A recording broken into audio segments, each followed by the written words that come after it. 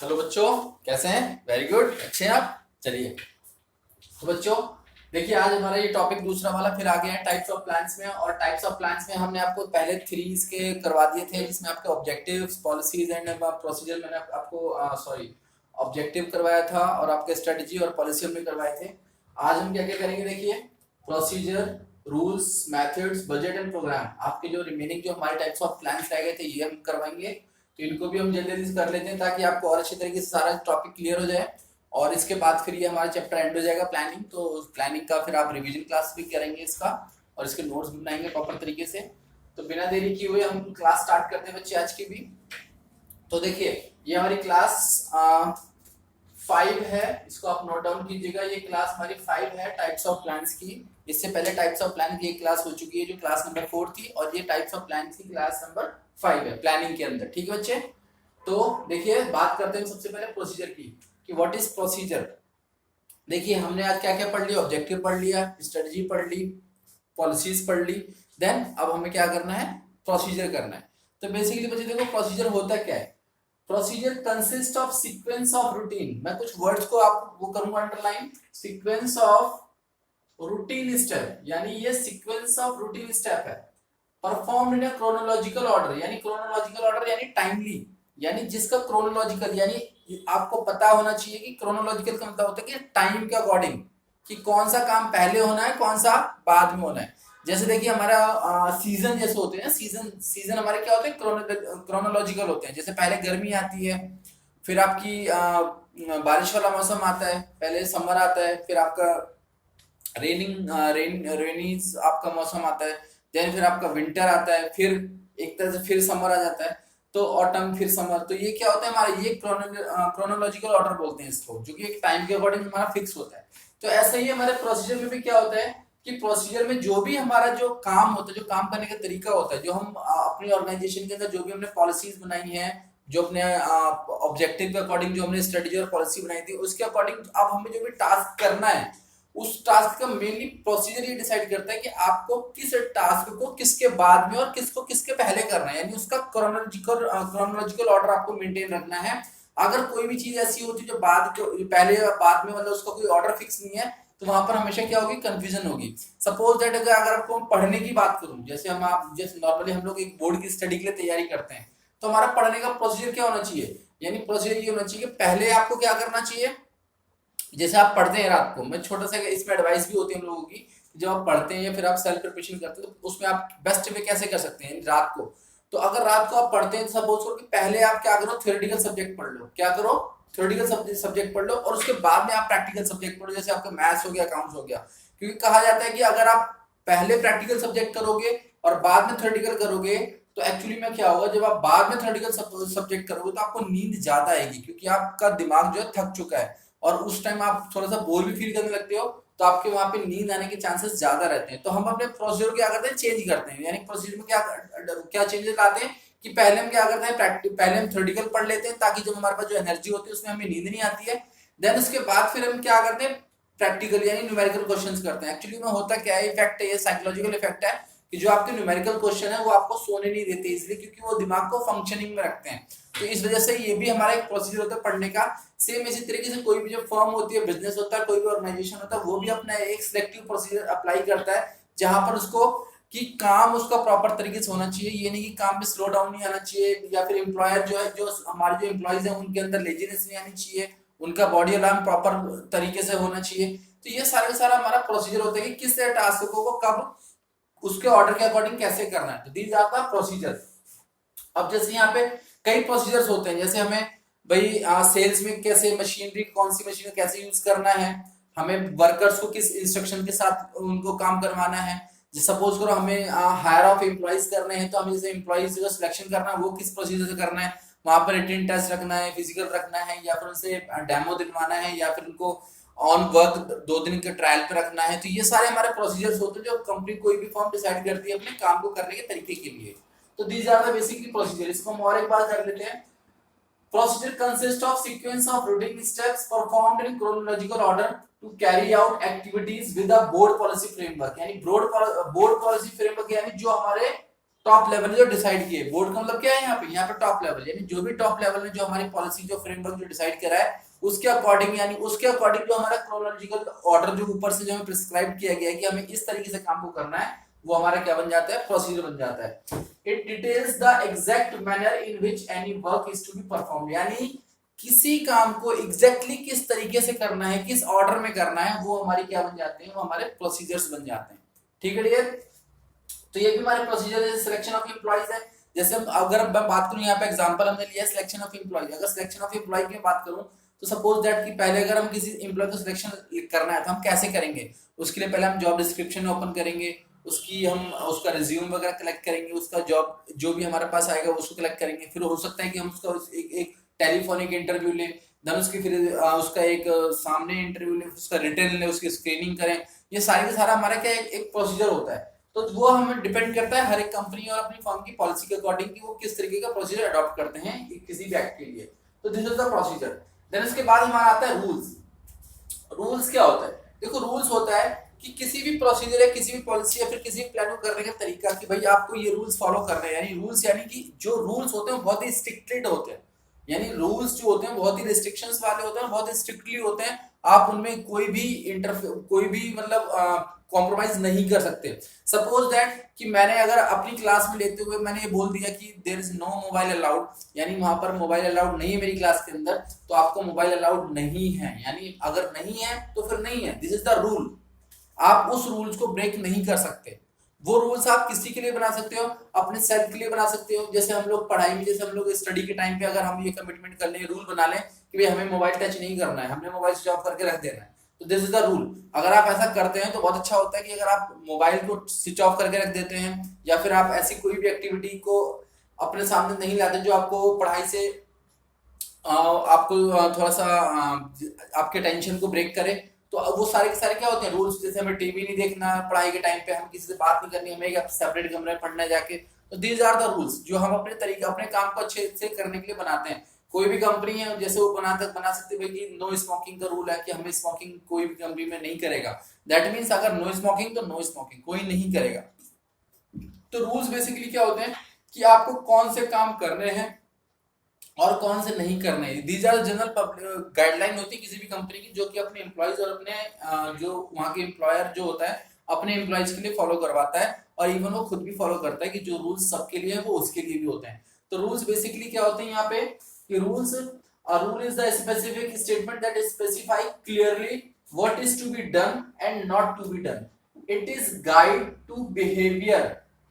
ठीक है, यानी आपको किस तरीके से बिहेव करना है, कैसे बिहेव करना है, किन लोगों के साथ किस तरीके से आपको बात करनी है, वो सारे का सारा आपका रूल्स के अंदर आता है। ठीक है बच्चे, तो ये बेसिकली हमारा क्या होता है, रूल होता है। जैसे हमने यहाँ पे एग्जांपल लिया नो स्मोकिंग इन ऑफिस, यानी ये हमारा क्या बन गया, रूल बन गया। जैसे आपने बोला कि भाई मैं अगर मैं पढ़ाई करूंगा तो नो मोबाइल, यानी स्विच ऑफ योर मोबाइल्स। अगर मैं अपनी क्लास में अगर लेक्चर दे रहा हूँ तो मैं क्या बोलूंगा कि please switch off your mobile. ठीक है, तो ये भी हमारे क्या होते हैं, रूल्स होते हैं। तो बेसिकली रूल्स हमारे क्या होते हैं कि हमारे जो काम करने के जो प्रोसीजर को जो पॉलिसीज को ये और इनहेंस बनाते हैं और उसको इफिशिएंटली बना देते हैं, क्योंकि इसमें डिस्टरबेंस के चांसेस हमारे क्या होते हैं, कम होते हैं। और एक हमेशा हम एक मैसेज छोड़ते हैं पब्लिक में जो कि बहुत अच्छा जाता है और पब्लिक को वो इम्प्रेस भी करता है। ठीक है, देन इसके बाद हमारे होते हैं methods. What is the methods, देखो मेथड्स क्या होता है, मेथड्स होते हैं किसी भी प्लान को एग्जीक्यूट करने का तरीका, यानी आप अगर आपने कोई प्लान बना लिया कि भाई हमें ये काम करना है, ये टास्क करना है, तो अब वो जो मेथड होता है, मेथड में देखिए हर एक काम को करने का एक अलग तरीका होता है, आप एक तरीके से हर काम को नहीं कर सकते। सपोज करो कि अगर आपको बिजनेस पढ़ना है तो बिजनेस के लिए आपको जो मेथड लगाना पड़ेगा पढ़ने के लिए वो अलग लगाना पड़ेगा। अगर आपको मैथ्स करनी है तो मैथ्स के लिए आपको जो मेथड लगाना पड़ेगा वो अलग लगाना पड़ेगा।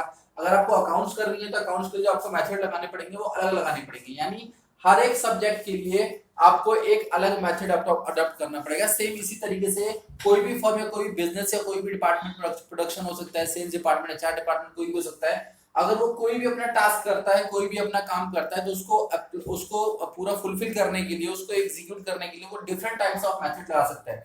मेथड लगाने से होता क्या है, अगर हम डिफरेंट मेथड्स लगाते हैं हर एक अप्रोच के लिए तो हमारे पास टाइम, मनी एंड एफर्ट्स, हमारे काफी चीजें हमारी सेविंग में आती हैं, क्योंकि हर एक मेथड को अगर आप गलत तरीके से लगाओगे तो उसमें आपका टाइम भी कंजम्पशन ज्यादा होगा, मनी भी ज्यादा ज्यादा कंज्यूम होगी। अगर आप राइट मेथड को राइट जगह पे और राइट टास्क पे लगाओगे तो आपकी मनी सेविंग भी होगी और टाइम सेविंग भी होगी, ठीक है। तो basically this is the method. Method is a prescribed way और manner in which a task has to be performed.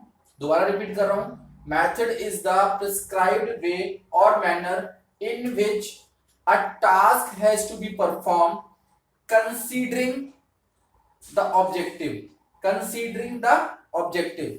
the method may vary from task to task, यानी जो मेथड होता है वो टास्क टू टास्क क्या हो सकता है, वेरी कर सकते हैं, यानी चेंज हो सकता है। तो basically this is the method and other. आगे हम बात करें, इसके बाद हमारा आता है बजट। अब देखिए बजट क्या होता है।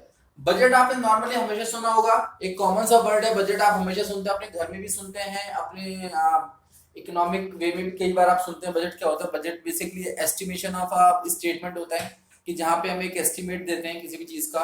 आप अपने घर में अपने घर का बजट का एस्टिमेट दे सकते हैं कि भाई ठीक है भाई, हमारे घर में इतना खर्चा महीने में आता है, इतनी हमारी इनकम होती है। This is the estimation of expenditure and receiving, जो आपके पास रिसीट्स आती हैं, यानी जो इनकम और एक्सपेंडिचर का जो एस्टिमेशन होता है, this is the budget. But हमेशा बजट आपको उसी लेवल पे आप केवल फाइनेंस का ही दे सकते। बजट यहाँ पे कई तरीके के हो सकते हैं, आपका प्रोडक्शन बजट हो सकता है, आपका सेल्स बजट हो सकता है, आपका फाइनेंशियल बजट हो सकता है। बजट भी कई तरीके के होते हैं। तो ऐसा नहीं कि आपने बजट केवल एक ही तरीके का सुनोगे, नहीं, बजट का मतलब तो बस एक ही होता है कि भाई हाँ, पैसे का ही मतलब होता है कि जो हमारे पास आ रहा है खर्चा वो, और इनकम जो हो रही है वो सारा, वो उसका बजट आता है। बजट हमारा कई तरह के होता है। सपोज करो आपने कि अपना बजट बनाया, आपके पास देखो, अगर मैं बोर्ड एग्जाम की तैयारी की बात करूं तो आपके पास कितना बजट है, आपके पास 8 to 10 मंथ्स का बजट है। अगर हम अभी मई चल रहा है, अप्रैल चल रहा है, और अगर मई से काउंट करें तो आपके 10 मंथ्स का बजट है आपके पास। ये टाइम बजट है, यानी 10 मंथ्स के बजट में आपको जो भी परफॉर्म करना है 10 मंथ्स के बजट में ही परफॉर्म करना है। तो बजट बेसिकली क्या होता है कि estimation of the future result होता है, कि आपको इस इतने टाइम के अंदर या इतने पैसे के अंदर या इतने रिसोर्सेज के अंदर आप कितने रिजल्ट ला सकते हो। This is the budget. तो बजट में एक तरह से क्या होता है कि फ्यूचर एक्सपेक्टेशन या फिर फ्यूचर एस्टिमेशंस होती हैं। तो आप देखो यहाँ पे बजट क्या कहता है, अब budget is a statement of expected result. ध्यान देना, अब budget is a statement of the expected result for a given future period, यानी एक फ्यूचर में, यानी वो बजट तुम्हारा कभी भी देखो, और बजट हमेशा वेरी करता है, हमेशा ऐसा नहीं होता कि जो आपने बजट बनाया है वही आपका रिजल्ट होगा। बजट हमेशा डेविएट करता है रिजल्ट को, वो कई बार नेगेटिव भी होता है, कई बार पॉजिटिव भी होता है। तो दोनों डिपेंड करता है, क्योंकि बजट कभी भी सर्टेन नहीं होता, ये अनसर्टेन होता है, बिकॉज ये फ्यूचर प्रिडिक्टिबिलिटी होती है। Then a budget is a statement of expected result for a given future period expressed in numerical terms from where deviation can be taken care of. It may be expressed in time, money, etc. जो मैंने आपको पहले बताया कि time और money दोनों में इसको हम कर सकते हैं। एग्जाम्पल में आपने देखे production budget, sales budget, cash budget etcetera, ये किसी भी चीज में आप अप्लाई कर सकते हैं बजट को अपने आप। इवन आप अपनी स्टडी में भी अप्लाई कर सकते हैं कि भाई मेरे पास इतना बजट है टाइम का और मेरे को इतना अपना आउटपुट देना है, तो सब ये बजट के अंदर ही आते हैं हमारे। तो बच्चे आपको समझ में आ गया होगा बजट हमारा क्या होता है। देन इसके बाद हमारा लास्ट आता है program. This is an outline of all plans. देखिए प्रोग्राम के अंदर क्या होता है, सपोज करो आपने कोई प्लान बना लिया, ठीक है, आपने कोई बहुत बड़ा ऑब्जेक्टिव डिसाइड कर लिया है, फिर कोई स्ट्रेटजी अपनी कोई प्लान बनाया, उस प्लान को आपको किस तरीके से करना है, यानी किस तरीके से, यानी प्रोग्राम वाइज, यानी आपको पहले कौन सा टास्क करना है। सपोज करो कि आपने बनाया कि भाई मुझे कंस्ट्रक्शन करनी है अपनी बिल्डिंग की, तो अगर बिल्डिंग की कंस्ट्रक्शन करनी है तो अगर आप बिल्डिंग की कंस्ट्रक्शन करोगे तो उसके लिए पूरा प्लान बनाओगे ना। मे भी हो सकता है कि मैं इसको किस मंथ में स्टार्ट करूं, किस मंथ से, फिर इसके जो सप्लायर, मैं पहले किससे बात करूं, सप्लायर से बात करूं, इंजीनियर से बात करूं, या पहले कंस्ट्रक्टर से बात करूं। तो इसमें बहुत लंबे प्रोग्राम्स होते हैं कि आपको प्रोग्राम डिसाइड करने पड़ते हैं। फिर आपने काम स्टार्ट करवाया, फिर वो पहला काम क्या होगा, देन उसके बाद दूसरा काम क्या होगा, वो किस तरीके से होगा, ये सारा शेड्यूलिंग। एक तरह से प्रोग्राम मतलब क्या होता है, शेड्यूलिंग होती है। जैसे आपने बनाया कि भाई मुझे कहीं पिकनिक में जाना है, या फिर मुझे कहीं बाहर ड्राइव पे जाना है, या फिर बाहर कहीं हमें आउट स्टेशन जाना है, तो फिर वहां पे प्रोग्राम होते हैं। सपोज करो डे 1 का प्रोग्राम क्या है आपका, जैसे हम डिसाइड करते हैं डे 1 में कि भाई डे 1 में हम यहाँ पर घूमेंगे, फिर डे 2 में हम वहां पे स्टे करेंगे, फिर वहां पे घूमेंगे, डे 3 में हम यहाँ पे स्टे करेंगे और वहां पे घूमेंगे। तो दिस इज द प्रोग्राम। तो प्रोग्राम बेसिकली क्या होता है कि पूरे प्लान का एक क्या होता है, एक शेड्यूलिंग होती है कि आपने पूरे प्लान को एक शेड्यूल कर दिया कि हमें इस काम को इस दिन इस टाइम पे करना है, तो दिस इज योर प्रोग्राम। तो बेसिकली बच्चे ये थे आपके हमारे जब सारे टाइप्स ऑफ प्लान्स, तो हमने सभी टाइप्स ऑफ प्लान आपके कवर कर लिए हैं, 3 इसके पहले हो चुके हैं और बाकी रिमेनिंग हमने इस वाले क्लास में कर लिए हैं। तो मोस्टली ये वाला जो चैप्टर है आपका फिनिश हो चुका है। उम्मीद करता हूँ आपको चैप्टर तरीके समझ में आ गया होगा, और आप प्लीज इस चैप्टर के जो भी मैंने ये लिखवाए हैं आप इसके नोट्स भी आप राइट डाउन कीजिएगा, ताकि आपको साथ साथ ही आपको सारे शॉर्ट नोट बनते चले जाएं और आपको कोई प्रॉब्लम ना हो। मैं आपको ईच एंड एवरी क्लास में ये शॉर्ट नोट आपको बोर्ड पे लिखवाता हूँ, ताकि आपको साथ साथ ये क्लियर होते रहे, और आप इन नोट्स को आप इनको तरीके से आप मेरा वीडियो होल्ड करके भी नोट डाउन कर सकते हैं, कोई प्रॉब्लम नहीं है आपको। अगर कुछ भी समझ में नहीं आता है तो आप मुझे टेक्स्ट मैसेज कर सकते हैं मेरे चैनल पे। तो आप इसको देखिए, वीडियोस को आप इसको तरीके से आप लिखिए और इसको आप याद कीजिए। आप मेरे वीडियो को बार बार सुनिए ताकि आपकी कॉन्सेप्चुअल क्लैरिटी और आए और आप बोर्ड में अच्छे एग्जाम लाके अपने आप को अच्छा स्कोर कर सके। ठीक है बच्चे, तो आज की क्लास में यहीं पर ही एंड करता हूँ और उम्मीद करता हूँ आपको मेरी क्लास अच्छी लगी होगी। तो थैंक यू सो मच बच्चे and have a nice day.